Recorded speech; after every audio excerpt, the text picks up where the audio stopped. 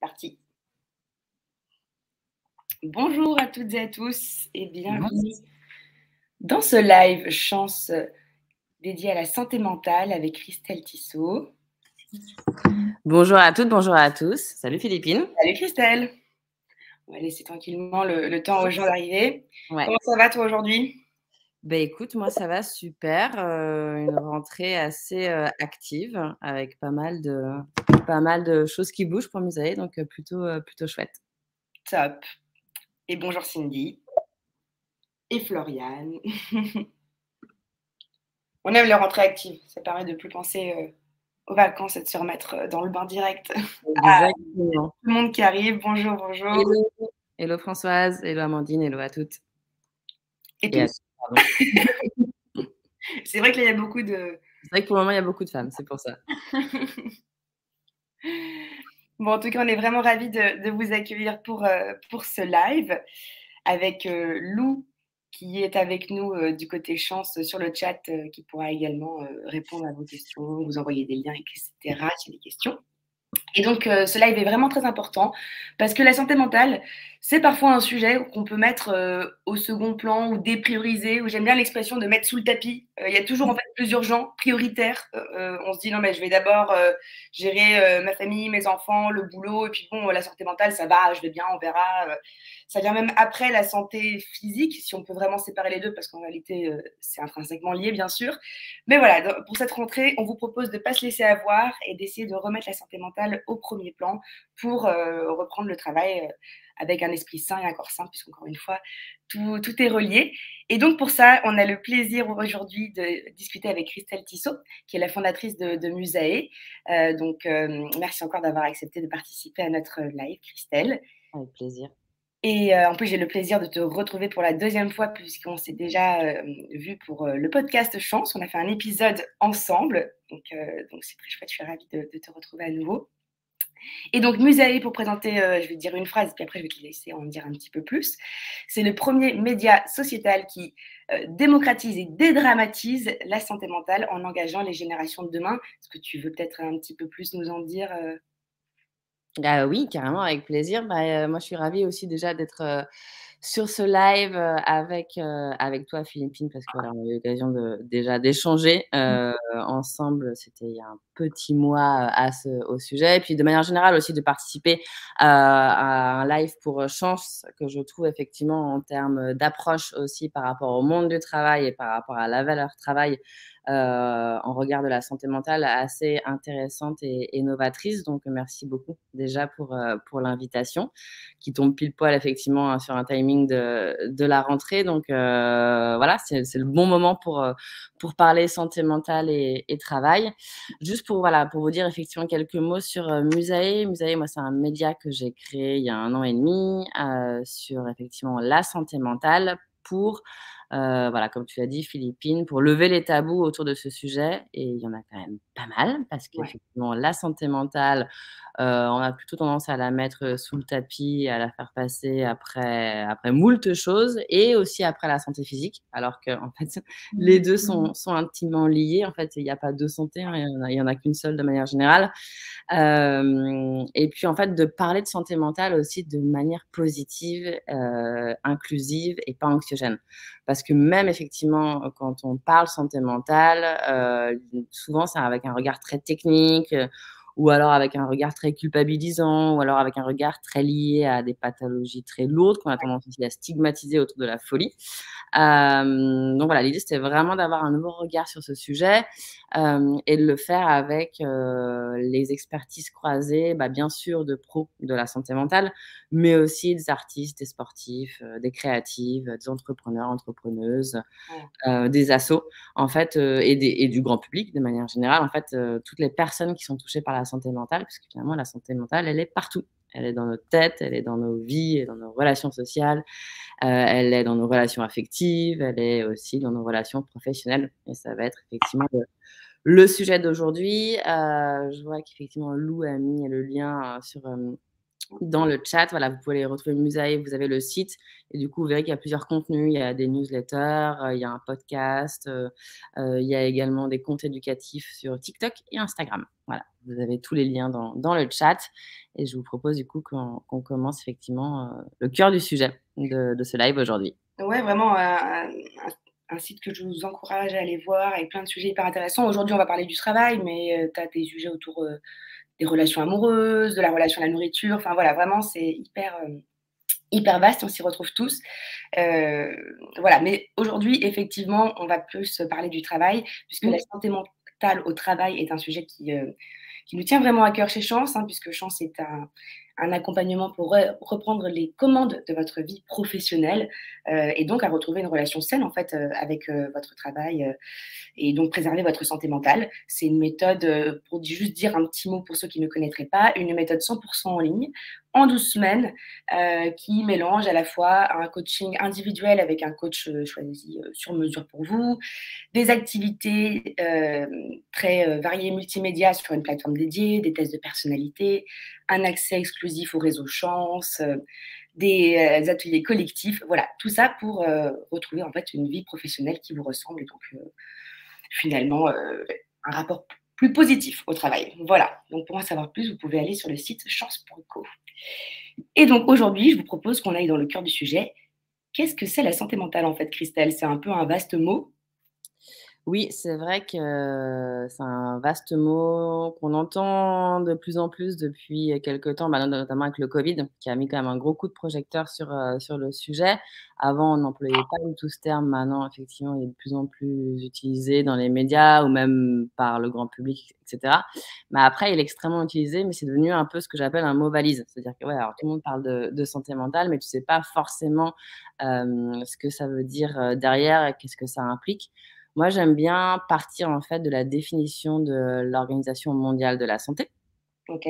donc qui parle de santé mentale, parce que la santé mentale fait partie de la santé, où en gros, ce qu'elle dit, c'est que c'est un état de bien-être, dans lequel une personne peut se réaliser, surmonter les tensions, on va dire, de la vie quotidienne, mais également apporter sa contribution à la communauté et en fait accomplir un travail productif, on va dire, au sens large, pour sa communauté.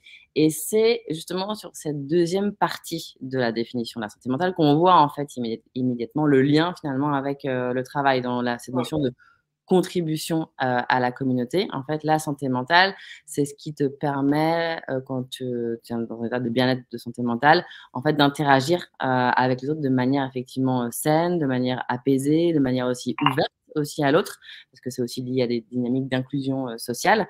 Donc voilà, donc la santé mentale, c'est un peu, voilà, c'est vraiment cet état de bien-être qui peut pas être, on va dire, tout le temps le même. C'est-à-dire que c'est normal au quotidien d'avoir des coups de mou, d'avoir, des émotions aussi qu'on peut juger négatives, mais qu'il faut, laisser, exprimer ou du moins qu'il faut accueillir, comme la tristesse ou la colère. C'est normal effectivement, de pas toujours être au max. La santé mentale, c'est pas, un état, de perfection ultime. Moi, il y a une formule que j'aime assez peu qui est, «Donne-toi les moyens d'atteindre la meilleure version de toi-même». Ah Ça oui, n'existe ouais. pas en fait. La meilleure version de soi-même, c'est un truc hyper, effectivement dans la performance et cetera et du coup, ça laisse pas la place justement à la vulnérabilité et c'est ça aussi la santé mentale, c'est donner plus de place à la vulnérabilité pour donner plus de place effectivement à l'empathie, à la bienveillance, à l'ouverture, à l'autre. Donc voilà, c'est vraiment un concept, hein, philosophique et une science en fait applicative de la médecine qu'on a occultée pour plein de raisons, mais qui commence effectivement à prendre le dessus, depuis, quelque temps. Merci beaucoup. Et d'ailleurs, je réagis au message de Lou. Effectivement, vous pouvez poser vos questions, réagir à ce que dit Christelle dans le chat, puis on répondra. Et donc, ouais, tu parlais de cette quête ultime un peu du soi idéal. C'est un Ouais, peu une quête sans fin, en fait, ça. Et ça me fait penser un petit peu à la relation qu'on a à la performance au global. exactement. Comment tu dirais qu'on pourrait sortir de cette quête de la performance au travail, tu vois Vaste sujet. Je pense qu'en fait, la quête de la performance. Alors, il y a la quête de la performance et il y a la quête de l'individualisme qui souvent sont liés, en fait, parce que dans cette dynamique de vouloir atteindre la meilleure version de soi-même, c'est un peu au détriment des autres aussi. Et c'est un peu d'une part, et c'est aussi le faire solo. C'est-à-dire qu'en fait, c'est à toi de trouver les ressources, de faire ta routine matinale, d'écrire, voilà, je sais pas, 5 gratitudes par jour. Voilà, mais en fait, la santé mentale, c'est quelque chose qui se construit avec les autres, qui se construit bien sûr dans sa relation aux autres, mais qui se construit aussi souvent quand même avec des psys, avec des thérapeutes, avec des discussions, avec des amis. Mais voilà, en fait, c'est quand même compliqué d'aller mieux tout seul. Et voilà, dans cette quête de la performance, je trouve que justement, c'est un peu le grand mot finalement de nos sociétés actuelles et notamment du monde du travail. Là, il y a une étude qui vient de sortir où, voilà, enfin, qui vient de sortir. Il y a une étude qui date d'octobre 2021, qui dit qu'il y a à peu près 50% des salariés qui sont dans un état de détresse psychologique. Ouais. Ça, c'est un chiffre que j'évoquais dans un newsletter à ce sujet que vous pouvez retrouver dans le chat. Et après, de manière générale, par rapport aux jeunes générations, parce que moi, c'est quand même mon prisme par rapport à Musae, il y a une étude OpinionWay qui vient de sortir et qui dit finalement que 95% des jeunes veulent un job dont l'objectif ne se limite pas justement à la profitabilité, à gagner de l'argent et donc à la performance. Donc on voit en fait qu'en termes effectivement de valeur, il y a un vrai switch par rapport à ça, où finalement ton job, c'est pas uniquement une manière de gagner de l'argent, mais c'est aussi une manière de se réaliser. C'est une manière effectivement de s'épanouir et c'est une manière aussi d'exister socialement, donc d'avoir un impact dans sa vie sociale. Et ça c'est pas nouveau.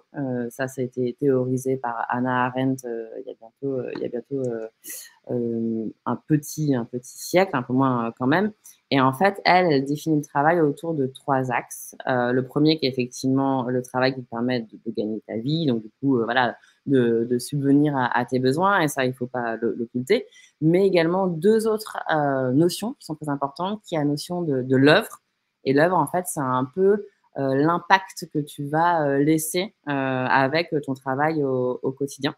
Mmh. Et l'action, en fait, l'action, c'est ce que tu fais au quotidien, la reconnaissance que tu arrives à en avoir de la part de ton manager, de la part de tes équipes, mais également de la part de la société de manière générale. Et cette quête de l'action, ça rejoint un peu ce qu'on entend de plus en plus souvent, qui est la quête de sens.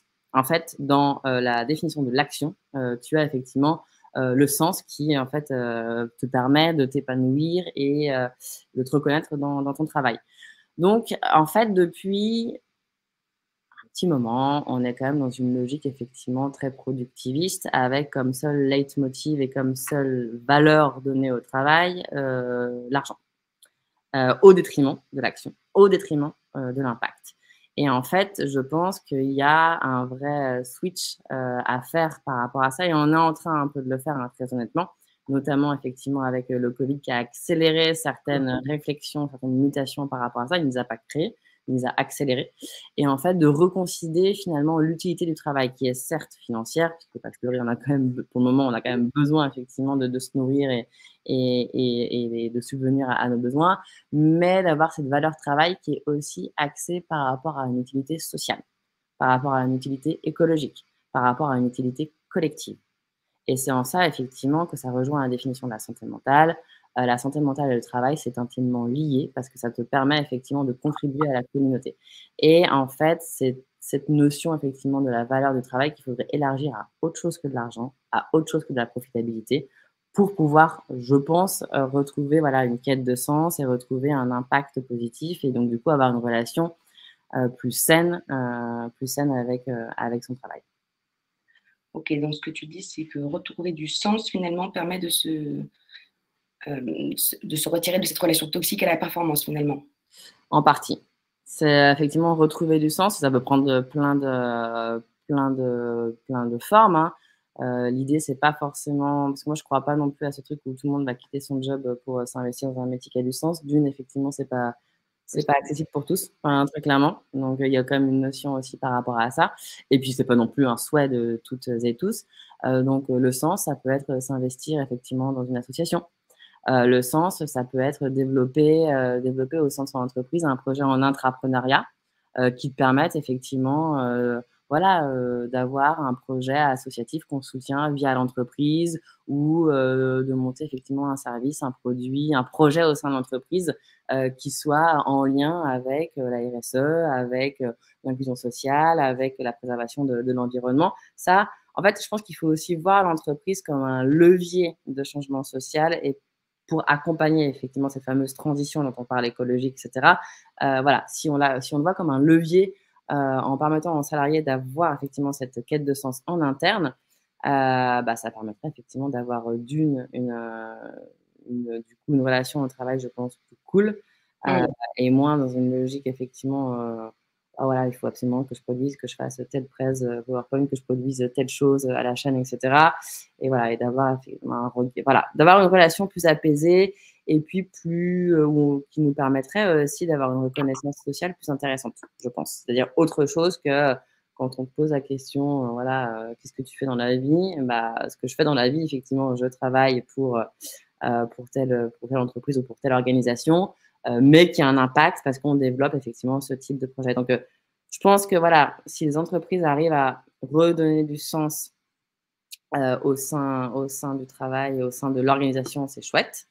Et après, je pense qu'au-delà de ça, au-delà du sens, je pense qu'il y a un problème de collectif. C'est-à-dire que là, depuis une trentaine d'années, on est aussi sur quelque chose où, voilà, où dans cette notion de performance, où voilà, on a perdu la notion de collectif. Ouais. On se sent de plus en plus seul face à son outil de production. C'est-à-dire face voilà, à un travail à la chaîne ou alors face à son ordi. Ça s'est aussi accentué par le télétravail qui n'est pas forcément un mal, mais qui du coup aussi cristallise le fait qu'on a quand même besoin d'avoir du collectif. Ouais. Et je pense que ouais, ça aussi, c'est hyper important de redonner la place du collectif dans un contexte où voilà, on a besoin aussi de se serrer les coudes et de se sentir appartenir à une culture d'une organisation, quoi. Ouais. Et Estelle apporte un autre éclairage d'ailleurs en demandant si les solutions ne seraient pas dans la gestion des émotions et la communication. Alors oui, tout à fait. Ça, c'est aussi sur la manière de manager en entreprise. Au-delà effectivement de l'impact, c'est effectivement comment on manage dans l'entreprise.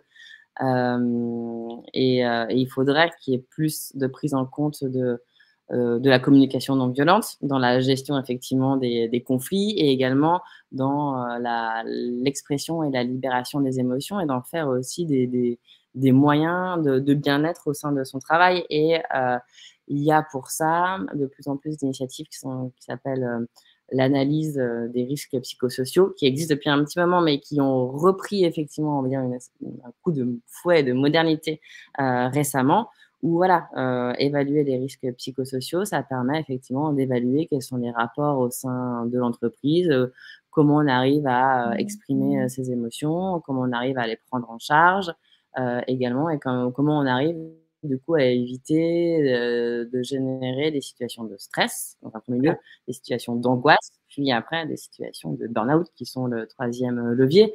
En fait, si on arrive à prendre en compte ça, on arrive effectivement à éviter de grimper dans des échelles effectivement qui amènent à la détresse psychologique et qui amènent finalement à un épuisement émotionnel qui est le burn-out. Donc oui, oui, c'est complètement un axe et il faut savoir d'ailleurs que par rapport à cette étude des risques psychosociaux, en tant que salarié, il y a des textes de loi qui disent qu'on peut clairement en fait demander à son entreprise de mener à bien une étude sur les risques psychosociaux et notamment du coup pour prendre en compte la gestion des émotions et avoir une meilleure communication en entreprise. C'est un droit des salariés. Je vous glisse d'ailleurs les textes à ce sujet qui sont dans la newsletter, mais qui sont aussi sur le site du gouvernement. En fait, c'est un droit, donc il faut pas hésiter. Il faut pas hésiter à réclamer ce droit et ça permettra effectivement comme dit Estelle, de prendre en compte ses émotions. Alors là, je vois la question de Aude. L'entreprise peut-elle effectivement refuser cette étude? Normalement, non. Normalement, elle peut pas. Après, je suis pas experte en droit du travail sur du coup, quels sont les leviers pour que le salarié ou la salariée puisse, Ouais. réclamer ça, mais je pense que dans le texte de loi, c'est défini et après il y a des organismes, hein, qui sont, spécialisés dans les risques, psychosociaux, aussi qui peuvent vous aiguiller. Mais normalement, oui, c'est un droit. Donc voilà, donc ça, c'est un sujet très sérieux. Moi, je suis pas habilitée pour donner des conseils à l'entreprise, que c'est un vrai métier, effectivement, les risques psychosociaux et on peut pas s'improviser, hem, pro, sur ce sujet. Mais en tout cas, j'invite à vous rapprocher de ce type de personnes. Dans la newsletter aussi, santé mentale au travail qui est un peu plus haut, j'avais mis de mémoire aussi, une liste une liste justement de personnes, d'entités habilitées, à évaluer les risques psychosociaux. Il y a aussi d'autres manières, de pouvoir gérer ça, c'est en mettant en place des lignes d'écoute aussi. Il y a de plus en plus de lignes d'écoute qui se mettent en place au sein des entreprises pour prévenir, des situations effectivement de burn-out, mais aussi des situations de violence, type de harcèlement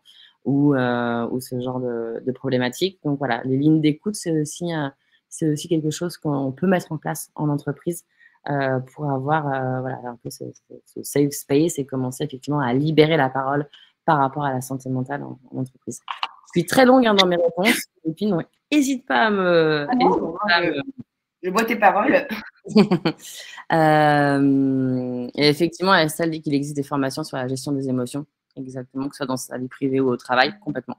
Complètement, il y a complètement aussi ce type de formation. Donc, il y a tout un tas d'outils qui existent. L'avantage de l'étude en amont, c'est que ça permet aussi d'aller bien analyser là où il y a les points de friction. Et donc, du coup, de proposer aussi des solutions qui sont aussi organisationnelles de manière générale, par rapport à l'entreprise, en plus de la gestion émotionnelle. D'ailleurs, en parlant de gestion d'émotions, tu parlais de communication non violente tout à l'heure. Ouais. Tu peux nous en dire un petit peu plus sur ce sujet ou... La communication non violente, donc c'est un principe qui a été mis en place par j'ai oublié son nom, Thomas de Habsbourg, je crois, de mémoire, qui en fait, c'est le principe finalement de formuler ces questions sans juger et sans projeter effectivement des choses sur l'autre, mais en partant à partir de ses besoins, à partir de ses ressentis, à partir de ses émotions, justement, en les exprimant et sans effectivement porter, on va dire, la faute sur l'autre. Donc, il y a pas mal de formations, hein, qui existent aussi sur ce Ouais. sujet, sur la communication non violente. Mais en tout cas, je pense que ça permettrait d'éviter des situations voilà, à risque ou des situations après de harcèlement. Ça permettrait effectivement d'avoir des relations plus apaisées et une façon de gérer les conflits au sein d'entreprise de manière plus sereine. Il me semble que c'est Rosenberg qui a théorisé la CNV. Effectivement, lui vous Exact, a mis un lien vers le résumé d'un live que j'avais eu la chance d'animer avec Nathalie Achard, qui a écrit un livre à ce sujet. top. Merci beaucoup d'avoir amené le sujet parce que c'est vrai que c'est important de reprendre la responsabilité de ses émotions, de les expliquer sans passif agressif, etc., pour finalement communiquer. Ouais, Et Lydie nous dit un livre de référence, les mots sont les fenêtres. Oui, tout à fait, ou bien ce sont des murs. Super livre, que ouais, tout à fait, je recommande également. Et tu parlais aussi de management tout à l'heure. Et ouais. c'est vrai à te poser une question parce que parfois, il y a la pression qu'on nous met, effectivement, il y a du management toxique, ça existe. Et puis parfois, il y a aussi la pression que l'on se met tout seul, tu vois. Ouais. Voilà, moi, je travaille dans une entreprise où il y a une super relation, des objectifs atteignables, une finalité qui nous tient tous à cœur, etc. Et pour autant, je me ronge les ongles, tu vois, et je me mets la pression toute seule.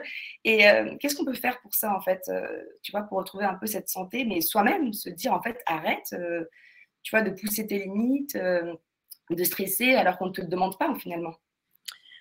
Alors qu'on te le demande pas, je sais pas. Ça, c'est ce que je disais tout à l'heure. En fait, qu'on te le demande pas explicitement, ça certes, mais après on est quand même dans une société qui te demande, implicitement et de manière insidieuse quand même, d'être dans encore une fois, cette notion de performance et d'exister quand même à travers, des résultats, quantitatifs et pas Mmh. forcément qualitatifs, hein. Donc là, on reparle effectivement de cette notion, d'impact, c'est bien qu'on sorte voilà, uniquement la valeur monétaire ou la valeur productiviste pour avoir d'autres valeurs derrière. Après, d'un point de vue individuel, là, je parlais du coup de mon expérience perso. Ouais. Moi, je suis quelqu'un qui se mettait extrêmement la pression dans mes emplois précédents. Parce que syndrome déjà syndrome en fait de la bonne élève aussi, donc de vouloir effectivement exister uniquement à travers son job. Donc je pense qu'il y a ça. Déjà, il y a effectivement arriver à exister à travers d'autres activités que son emploi. Donc du coup, je pense que ça fait redescendre la pression parce que du coup, on a des points de respiration et des soupapes qui sont autres que le travail.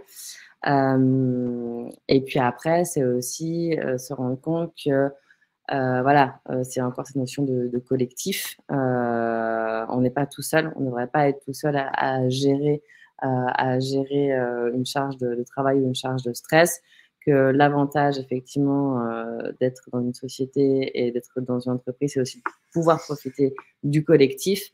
Et voilà, c'est pouvoir effectivement s'appuyer les uns sur les autres et pouvoir en parler, se décharger, déléguer aussi, déléguer. Parce que souvent, vu qu'on pense qu'effectivement toute notre connaissance repose effectivement sur la quantité de choses qu'on arrive à réaliser, d'une, c'est pas hyper efficace de faire les choses solo, et de deux, c'est pas super enrichissant et c'est d'autant plus effectivement louable, je trouve, que d'arriver à travailler en collectif, à déléguer et à dire en fait, non, pas dire stop. En fait, là, je ne peux pas.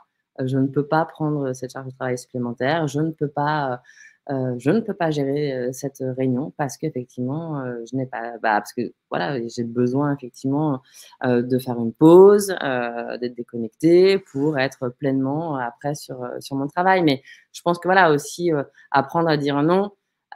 C'est aussi quelque chose d'hyper fort Oui. dans sa vie de tous les jours et en entreprise. Et souvent, on a l'impression qu'apprendre à dire non, ça va être vu comme quelque chose de négatif par rapport à son parcours. Alors qu'en fait, non.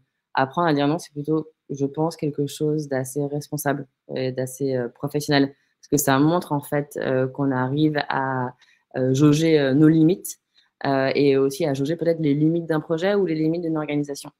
Donc, ouais, je pense que ça passe par là. Ça passe effectivement par la reconnaissance au-delà du travail, par effectivement apprendre à dire non et aussi s'appuyer sur le collectif. Moi, je pense que c'est les trois, en tout cas, encore une fois, moi, je ne suis pas pro de la santé mentale. Moi, j'ai un regard effectivement journalistique sur le sujet. Mais à titre perso, moi, c'est effectivement ce que ce que j'essaie de faire. Je dis pas que c'est facile à faire tous les jours non plus, hein. D'autant plus quand effectivement tu montes une entreprise solo. Mais voilà, savoir reconnaître la limite de ses compétences, savoir lâcher un peu du lest et laisser de la place à l'autre, franchement, ça fait redescendre la pression. Ouais, d'accord, donc avoir des activités, autres que son travail, savoir dire non, déléguer, tout ça. OK, super clair, merci.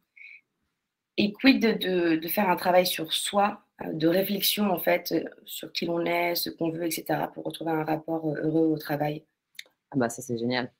Ça, c'est la clé. Ça, c'est effectivement, c'est la clé. Moi, je pense qu'on devrait tous, avoir accès à une thérapie. Donc après, il y a plusieurs méthodes, hein, la psychanalyse, la psychothérapie, le coaching, l'hypnose, les thérapies. Bref, il y a plein de choses. Après, je pense que trouver la bonne formule, c'est un peu comme dans une relation amoureuse, hein, parce que c'est quand même très spécifique de trouver son bon praticien ou sa bonne praticienne en santé mentale. Donc, il faut aussi plusieurs pratiques, Ouais. plusieurs personnes, parce qu'après, c'est vraiment quelqu'un qui t'accompagne dans l'intime de ta vie. Donc, il y a plusieurs méthodes, donc à vous de voir quelle est la vôtre, à vous de voir quelle est effectivement la personne qui vous convient le mieux pour ça. Et puis après, de manière générale, effectivement, entamer un travail sur soi, ça permet en fait de replacer ce qu'on projette dans chacun dans chacun des pans de nos vies. Qu'est-ce qu'on projette sur l'autre? Qu'est-ce qu'on met dans le travail? Ça veut dire quoi pour nous le travail? Ça veut dire quoi effectivement? Quelle est l'importance? Tout le monde, tout le monde n'est pas non plus effectivement obligé de se dire que moi, mon impact et le sens de mon quotidien va passer par le travail. Donc ça peut Ouais. passer par autre chose. C'est Ça peut l'important. passer par, un engagement, ça peut passer par, le sport, ça peut passer par une activité artistique, ça peut passer par, passer du temps avec ses proches, enfin voilà, c'est ça aussi Ouais. et Attention en fait de se dire que tout doit passer par le travail, quoi. ouais, voilà et donc du coup, je trouve que de faire un travail sur soi justement, alors, de faire, voilà, une introspection, sur soi, déjà c'est un chouette moment. Ça permet effectivement de comprendre ce que tu mets dans le ce que tu mets effectivement dans le travail. Pourquoi c'est important pour toi? Pourquoi ça ne l'est pas? Qu'est-ce qu'il y a est-ce qu'il y a d'autres leviers? Voilà, ça permet effectivement de mieux comprendre, ce qui se joue en toi par rapport au travail et donc oui, je pense que ça devrait être clé par rapport au monde professionnel et en vrai, c'est clé dans tes relations amoureuses, c'est clé dans tes relations affectives, c'est clé effectivement, je pense, quand tu vas avoir des enfants aussi, d'avoir fait un travail, sur soi pour éviter aussi de projeter des choses sur eux donc ouais, c'est un peu la base de tout et pour moi, ça devrait être remboursé par, la sécu comme le médecin généraliste est remboursé. Totalement. Mmh. Il y a pas mal de réactions. Il y a Margot Ouais, qui nous dit qu'elle a suivi des séances de kinésiologie et que ça a été très bénéfique pour comprendre son propre système de fonctionnement et l'impact que ça a sur sa perception du travail. ouais, Qu'est-ce que c'est la complètement. kinésiologie? Margot, si vous voulez nous en dire un peu Ouais. plus. Moi, j'ai jamais essayé la kinésiologie. Je suis très curieuse, donc je ne connais pas, ce terme, mais je serais très curieuse d'en savoir un peu plus et donc en attendant que Margot nous je crois qu'elle a rien à écrire. On va peut-être attendre de voir ce que c'est avant de passer à la suite. Hem, On a aussi un retour de Claire. Coucou Claire. oui? On se connaît un peu. Oui, effectivement, c'est important de faire le distinguo entre les, professionnels de santé mentale qui peuvent voilà, qui ont des niveaux, d'expertise, différents. Alors moi, quand je parle pas forcément de thérapie, la thérapie effectivement c'est, voilà, c'est lié à la psychothérapie. Alors employons plutôt le terme faire un travail sur soi et après là, à chacun effectivement libre à elle ou à lui de trouver, sa bonne formule. Ça peut être, voilà, via une psychothérapie, donc il y a une thérapie pour en parler, mais aussi, via du coaching, via effectivement de l'hypnose, voilà, ça dépend quelle est la bonne formule et parfois ça dépend aussi à quel moment de ta vie, ça intervient. Je sais que moi, par exemple, j'ai fait du coaching, à un moment parce que j'en avais besoin par rapport à mon parcours pro, et puis, après je suis passée à de la psychothérapie, parce que, j'en avais besoin pour d'autres raisons. Donc, on peut aussi évoluer sur, son accompagnement en fonction de ses moments de vie. Ah, il y a Margot qui a répondu. Je ne suis pas pro du sujet, mais la kinésiologie, c'est une forme de médecine douce qui s'inspire et mélange des techniques d'hypnose au sens très large. Et Merci je beaucoup, connaissais pas Margot. du tout. OK, merci Margot. Ah, et on a la définition d'internet. Merci beaucoup. OK, et ben, je vais Ah étudier ça ouais. de plus près. Je ne connaissais pas. C'est drôle parce que du coup, ça recoupe un peu la définition dont on parlait au tout début de la santé mentale, de l'OMS avec cette notion effectivement de bien-être global, Oui. et qui tient compte des aspects physiques, émotionnels et mental. OK. Bah, d'ailleurs, je me dis qu'au travail, en fait, on ne bouge pas beaucoup, tu vois? On est souvent bien sûr, sauf si tu as un travail manuel, hein, Ouais. mais sinon, on est beaucoup derrière notre ordinateur, comme en ce moment même, tu vois? Oui. Et que l'entreprise ne favorise pas forcément le fait de bouger. Bon, parfois, ils donnent des cours de sport ou de moi-même, hein, je suis prof de yoga à côté, je donne des cours en entreprise. Mais tu vois, est-ce qu'il y a pas un truc, autour de la santé mentale et du mouvement? Je sais pas, il faudrait faire des réunions en marchant ou est-ce que c'est, Ah bah, complètement. Il y a un truc autour de la santé mentale et de la marche et du sport qui sont hyper, liés. Il y a même des études, hein, qui ont été faites, par rapport à ça. Ne serait-ce que la marche notamment, est quelque chose qui nous permet, bah, alors déjà de sortir de notre téléphone, déjà quand même pas mal aussi ou de nos écrans et aussi, de rééquilibrer, nos émotions de rééquilibrer, nos pensées et aussi quand on a de la chance pour le coup de faire, voilà, de la marche dans un espace vert, dans un espace nature, permet, aussi, de nous réapprendre à contempler et donc du coup à libérer aussi une créativité, mmh, et à libérer effectivement des idées Et ce qui peut être, voilà, pas inintéressant quand on est dans des métiers créatifs ou quand on voilà, ou juste effectivement pour participer au projet, voilà, de faire une pause, voilà, de prendre le temps de marcher, et si on a la chance d'être proche d'espaces verts, de se reconnecter à la nature pour après avoir une relation plus saine et plus apaisée au travail et plus créative. Vraiment la marche et la randonnée, c'est vraiment, prouvé, comme voilà, nous aidant à développer nos capacités, créatives et hem et après oui, le sport de manière, générale, encore une fois, la santé mentale est liée à la santé physique, et donc du coup, le sport permet, voilà, de réguler nos émotions, surtout nos stress, et nos coups de justement, on parlait de pression et cetera. Mmh. Ça permet de faire redescendre un petit peu la soupape, en fait. Ouais. Mmh. Finalement, on a quand même pas mal parlé de la notion d'environnement au travail, Ouais, les relations avec les collègues, le management, l'espace vert, la capacité à bouger et cetera. Parce que chez Chance, je te l'avais dit pendant le podcast, hein, on dit qu'un travail, c'est pas juste un métier, mais c'est 4 piliers, donc l'environnement en est un, le niveau d'autonomie que tu as, de responsabilité, de flexibilité, et cetera. Et puis il y a aussi bien sûr le métier qui est plus lié, ouais. peut-être aux notions de créativité dont tu viens de parler, c'est-à-dire qu'est-ce que tu fais au quotidien, quelles sont les actions et est-ce que ces actions, enfin, elles te font vibrer fondamentalement? Est-ce que parfois, c'est pas tout le temps, mais tu vois pas le temps passer, tu es vraiment à ta place et cetera? Et puis après, bien sûr, il y a les notions d'impératif dont tu as parlé, hein. Finalement, Mmh. un travail, c'est aussi fait pour, voilà, se nourrir, vivre, dans la ville, ou la campagne dans laquelle on a envie de vivre et cetera. Et puis bien sûr, la notion de finalité, de sens dont tu as parlé, tout à l'heure et j'aimerais bien revenir plus sur effectivement le biais métier, le Ouais. faire, le cœur en fait de ce que tu Oui, fais au quotidien, quoi. oui, c'est vrai. Parce que Hem, Pardon, je t'ai coupé. non, non, je t'en prie, vas-y, je te Non, mais c'est, ouais, effectivement et c'est un point que je voulais aborder qui est hyper important et je pense que ce contact effectivement avec la matière, avec, la finalité de notre travail, ça on a un ouais. peu perdu. Il y a un super bouquin, que je vous recommande, qui s'appelle «La révolution, des premiers de la classe», de Oui, Jean-Laurent, je l'ai lu. Casselli. Il va d'ailleurs sortir une nouvelle édition en rajoutant, le pilier autour de l'éco-anxiété bientôt, fin septembre.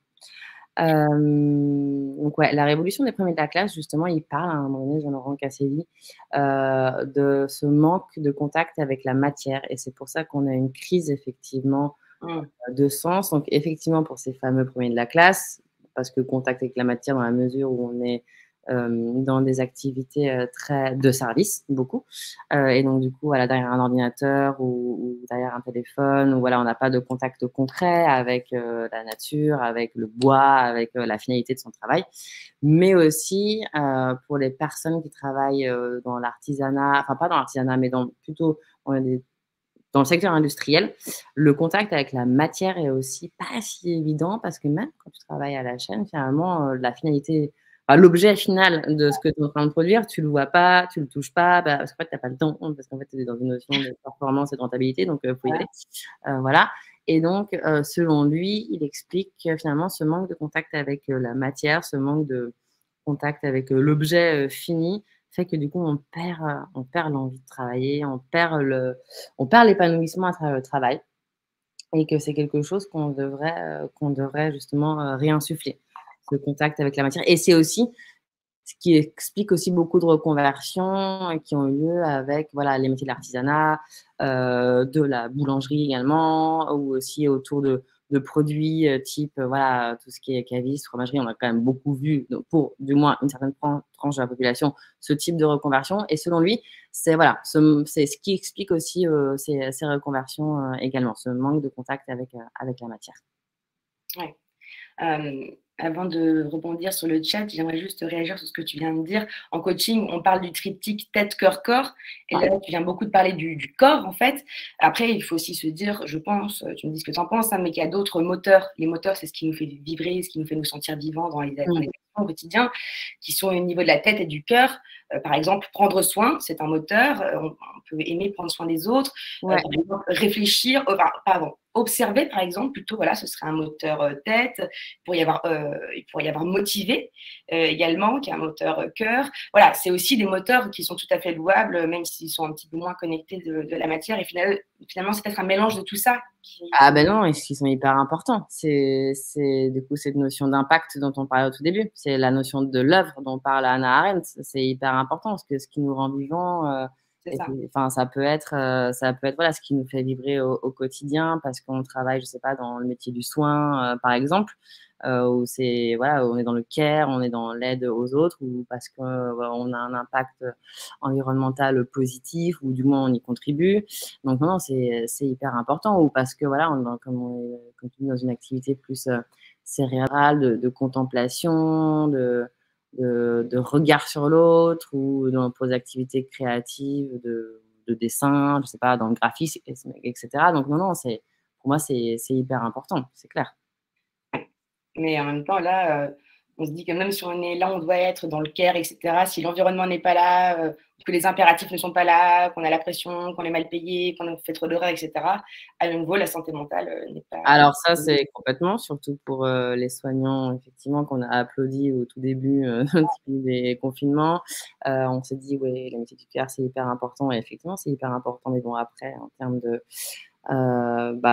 rémunération, de façon dont ils ont été revalorisés, pour le moment, je suis désolée, mais c'est quand même pas passé grand-chose. Non, c'est en ça que il y a des théories d'ailleurs qui disent on devrait réévaluer les salaires de certains corps de métier, de certains secteurs, en Mmh. fonction de leur utilité sociale.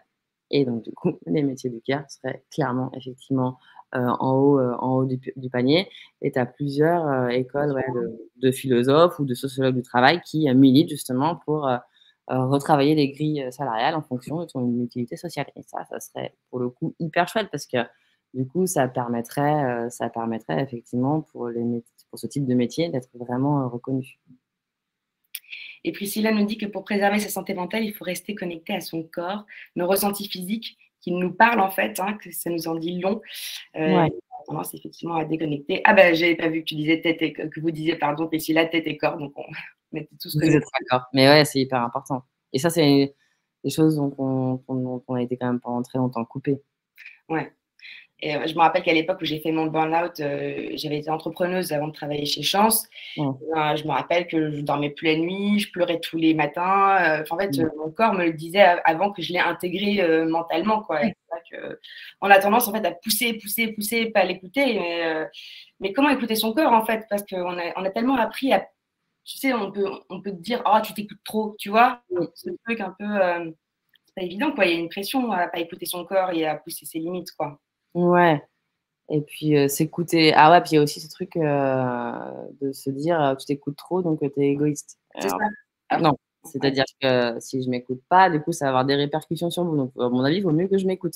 Enfin, mais ça, c'est le problème effectivement de prendre soin de soi. C'est vu, parfois un peu comme quelque chose d'un peu auto-centré, alors que pas du tout. C'est pour enfin, si tu vas mieux avec toi-même, tu vas mieux avec les autres.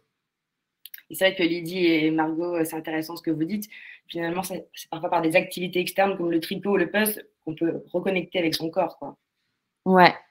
Et c'est ce que dit un peu Estelle aussi, et je suis assez d'accord avec toi, Estelle. Le fait d'avoir plusieurs activités, du coup, ça nous permet aussi, je pense, d'activer peut-être plusieurs émotions et plusieurs ressentis. Et ouais, peut-être que ça pourrait être une des solutions à envisager pour pouvoir être bien, en fait, au-delà de son travail. Ouais. Et voilà, d'où l'engagement associatif ou d'autres, voilà, passer du temps avec ses proches ou d'autres choses. Ouais. Et puis aussi, est-ce qu'il n'y aurait pas quelque chose autour de ce fait de s'accorder des pauses, tu Ouais. vois, pour observer, Ouais. donner dans le guidon, de faire un chance commence par un diagnostic, tu vois, par exemple, le parcours chance, d'abord tu observes et puis tu dis qu'est-ce qui va et qu'est-ce qui va pas parce que finalement tout n'est pas à jeter, quoi.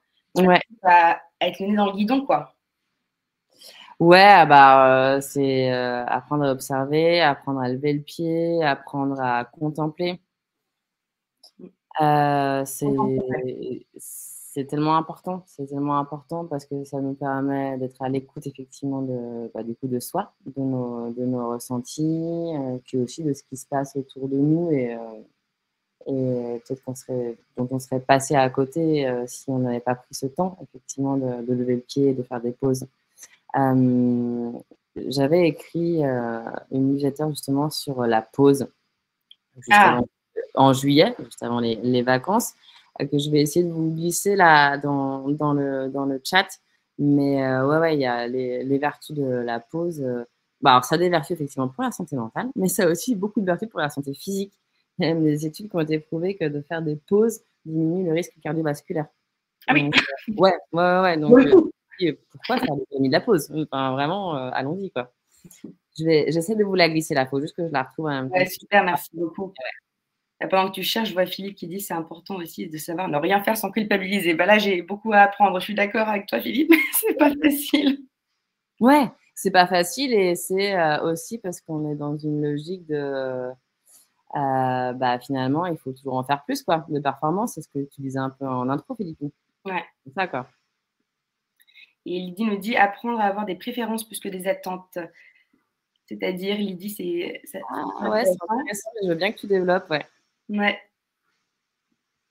Oui, tout à fait, Estelle. Les pauses entraînent la créativité. Ouais, ouais, complètement. Donc, j'espère qu'on peut pouvoir avoir un peu plus d'informations. Ah, je vois qu'il dit est en train d'écrire parce que ça a l'air hyper intéressant. Je vous ai mis l'animateur sur la pause là. Ah, merci beaucoup. Et puis, est-ce qu'il n'y a pas aussi quelque chose autour de compter sur les autres, demander de l'aide? Ouais. On n'a pas abordé ce sujet, mais finalement, c'est OK, non, de demander de l'aide alors Ah qu'on bah, c'est a peur complètement de OK, faible? puis de toute façon, c'est complètement utile parce que aller mieux tout seul, c'est quand même compliqué. Donc après, il y a plein de formes pardon, pour demander de l'aide. Ça soit effectivement juste décrocher son téléphone et appeler l'un ou l'une de ses proches pour avoir une oreille attentive. Ça peut être, voilà, ce qu'on disait tout à l'heure, avoir un accompagnement thérapeutique ou coaching ou autre. Et puis, ça peut être aussi en parler au sein de l'entreprise. C'est ça aussi, hein. Enfin, demander de l'aide. Ouais, Je pense qu'il y a aussi pas mal de tabous sur demander de l'aide au sein de l'entreprise parce que c'est vécu comme quelque chose de vulnérable et de pas performant, justement. Et c'est aussi peut-être vécu comme éventuellement un frein, je sais pas, à une éventuelle augmentation, évolution de projets professionnels, alors que ça devrait être plutôt la norme finalement. Donc, je sais qu'il n'y a pas forcément de RH, c'est pas forcément bien utile dans toutes les entreprises, mais ça serait quand même bien que ce soit plus identifié. Ça serait bien aussi justement que les études des risques psychosociaux identifient quelles sont les personnes ressources, si ce n'est pas une RH, s'il n'y a pas d'autres personnes ressources en entreprise qui pourraient être identifiées. Et puis après, il y a l'organisation aussi peut-être de cercles de parole en entreprise, ce genre de choses aussi. les cercles de parole aussi, les groupes, Ouais, finalement. bah ouais, carrément. Il y a des groupes sur tout, en fait.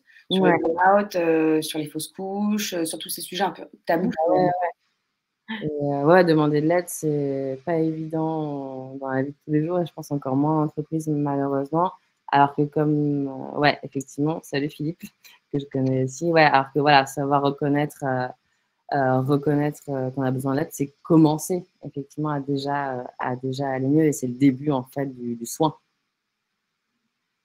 Tout à fait. Je vois que l'idée a un peu développé. Merci beaucoup, Lydie. La frustration que peut générer une attente inassouvie est parfois difficile. Ça, c'est bien vrai. Quand on a une préférence, on ouvre la porte à d'autres éventualités. C'est moins insupportable. Qu'est-ce que tu en penses, Christelle? Oui, effectivement, avoir des attentes de manière générale, ça peut effectivement créer de la frustration quand elles sont pas réalisées. On peut être déçu, Après, quoi. ça dépend ce qu'on appelle. Ouais, tu peux être déçu. Après, c'est comme la notion d'échec, c'est pareil. En fait, Mmh. c'est un échec, c'est pas la fin du monde. Ça, c'est très, très français. L'échec, déjà, dès l'école, effectivement, tu es noté à un moment clé, voilà, qui est soit le brevet, soit le bac, soit les partiels. Alors que bon, ben, enfin, quand même, l'apprentissage se construit tous les jours. Donc l'échec, c'est très mal vu, effectivement, dès le milieu scolaire. Ouais, je lis un livre sur le sujet, Les vertus de l'échec de Charles Pépin, que j'ai beaucoup aimé. Oui. De Charles Pépin. Vas-y, continue. Et moi, je conseille un podcast à ce sujet.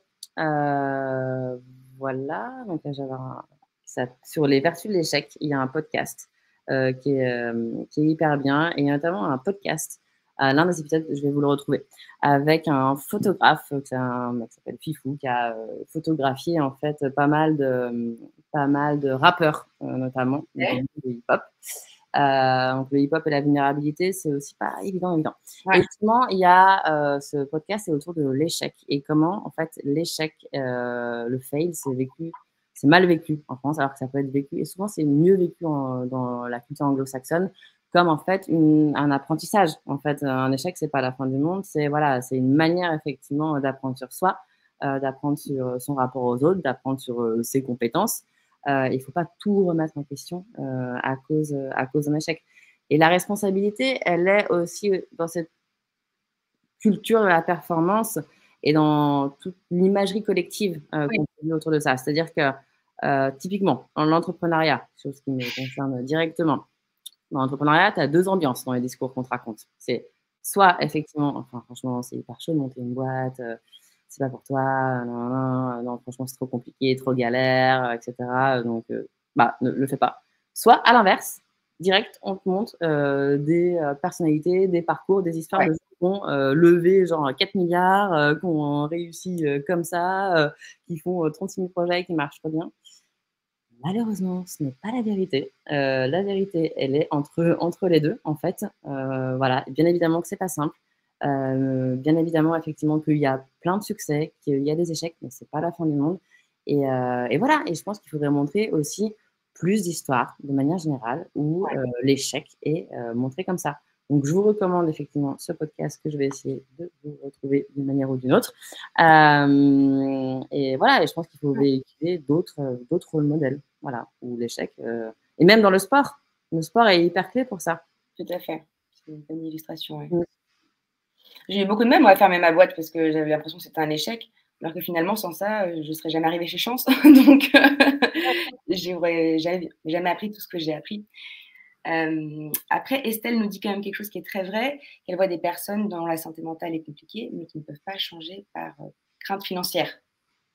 Ouais, alors c'est ce que je disais effectivement, le fait d'aller voir un ou une professionnelle de la santé mentale devrait être remboursé par la Sécu, comme ça l'est effectivement pour le médecin généraliste.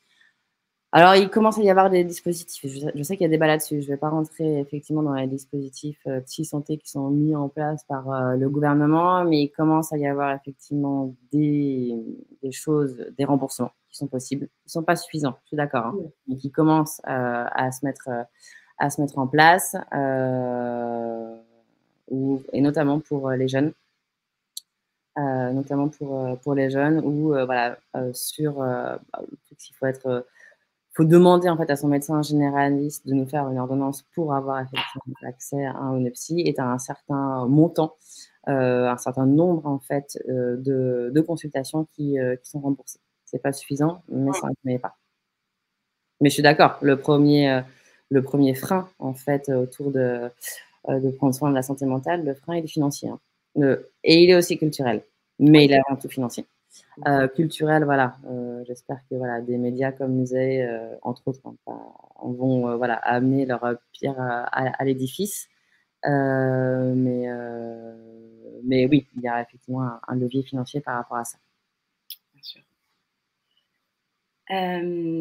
Voilà, merci Anaïs, c'est effectivement le nom du podcast que je cherchais, l'art d'échouer. L'art d'échouer. Ouais.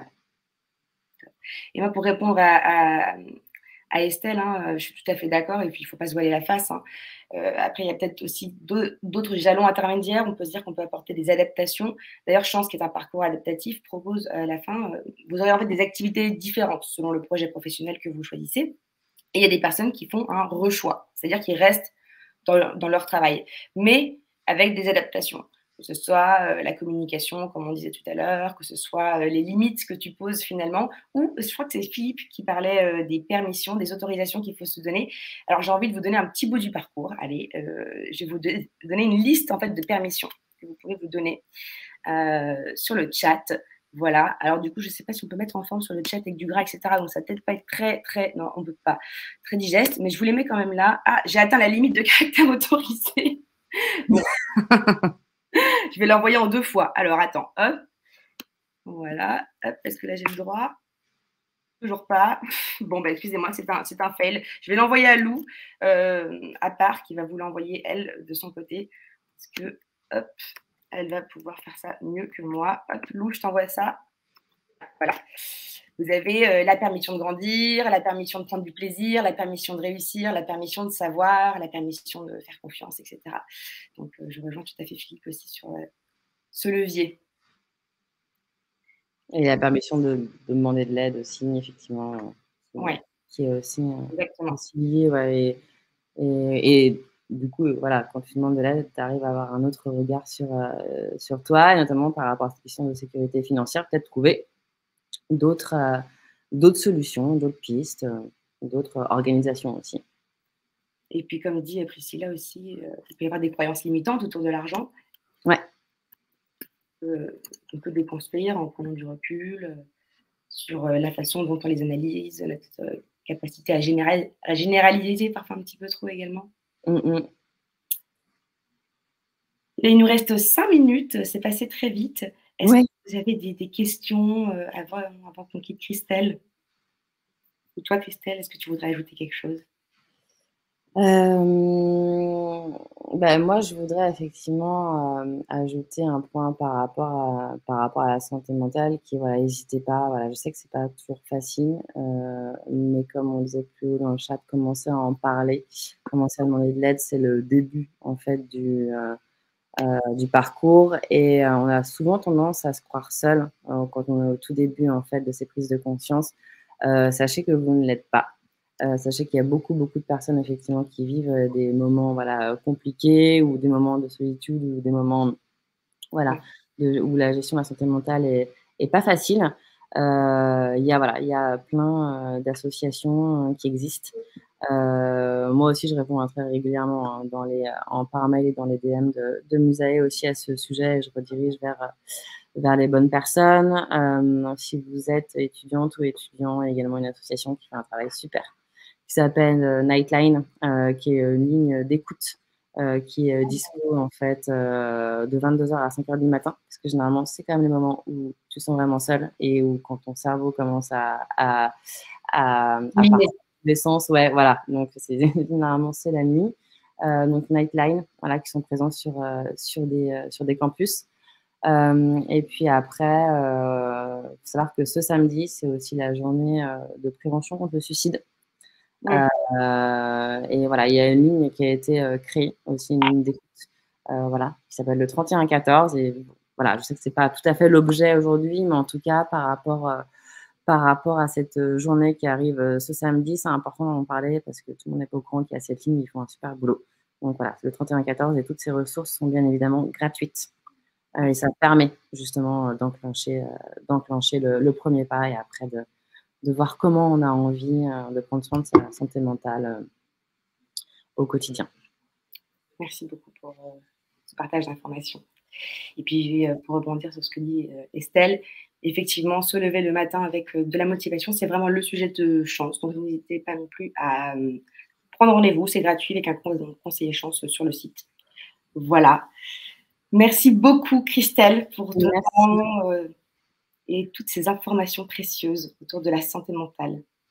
Merci beaucoup pour l'invitation. Merci aussi d'avoir participé aussi nombreuses et nombreux. Merci pour vos questions. Oui, merci beaucoup. Franchement, c'est top. Si on n'a pas répondu effectivement à certaines questions, ou si vous voulez en tout cas m'interpeller sur certains sujets, n'hésitez pas à le faire sur le compte Instagram de Musae, par exemple, @musaetomorrow, ou alors via la newsletter. Je réponds tout le temps. Merci beaucoup, Christelle. Merci. Bonne journée à toutes. Bonne journée et tout à le tous. monde.